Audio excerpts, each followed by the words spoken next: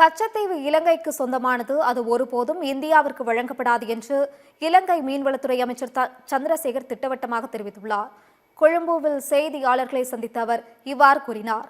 கச்சத்தீவை மீட்போம் என்று தமிழ்நாட்டு அரசியல்வாதிகள் கூறி வருவது வெறும் தேர்தல் வாக்குறுதிதான் என்று விமர்சித்தார்.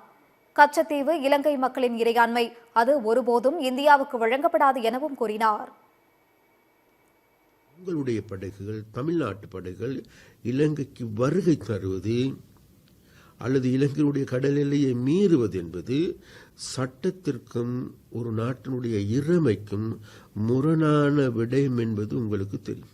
அதனால் நீங்களும் தேர்தல் காலங்களில் வாக்குகளை பெற்றுக்கொள்வதற்காக கூறப்படுகின்ற பொய்யான தவறான கருத்துக்களை கூற வேண்டாம் என நாங்கள் மிக மிக வினயமாக கேட்டுக்கொள்கிறோம்.